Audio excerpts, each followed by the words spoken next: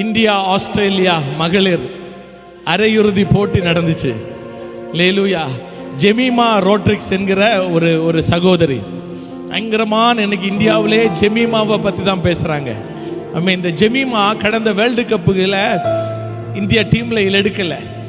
அந்த டைம் ஆண்டவரோடு நெருங்க ஆண்டவர் உதவி செய்தார், ஆண்டவரை அறிய உதவி செய்தார். ஆராதனையில் ஆண்டவரோடு நெருங்க உதவி செய்ததுனால மறுபடியும் இந்திய அணியில் சேர்க்கப்பட்டார், இந்த வேர்ல்டு கப்பில் சேர்க்கப்பட்டார்.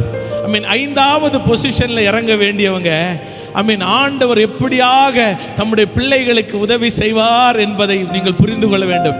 5th பொசிஷனில் இறங்க வேண்டிய ஜெமீமா நேத்தைக்கு இறங்கினது ஃபர்ஸ்ட் டவுன்ல 3வது நபராக கிரீஸில் வந்தாச்சு.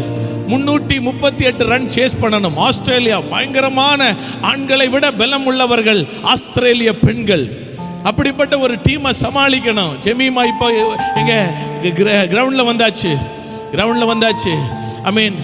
100 ரன் அடிக்கிறாங்க. 100 ரன் அடிச்ச உடனே நம்ம மக்கள் என்ன பண்ணுவாங்க தெரியல, துள்ளி குதிச்சு ஆட்டம் போடுவாங்க. தான் எனர்ஜி எதுலையுமே வேஸ்ட் பண்ணல. அந்த அவர் கேட்கிறாரு, what you are talking in your self. நீ என்ன பேசிக்கொண்டிருந்தா?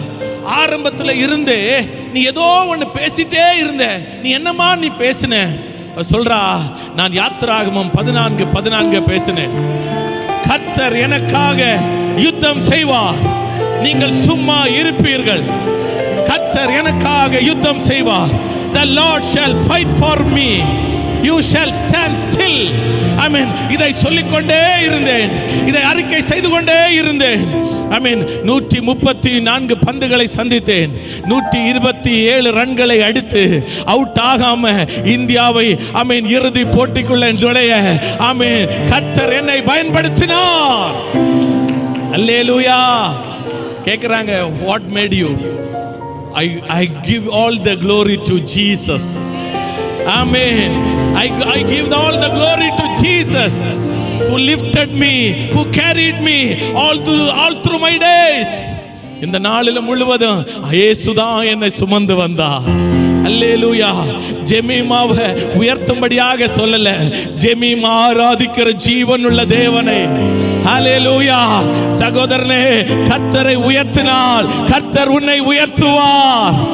If you lift Jesus, he will lift you up for sure.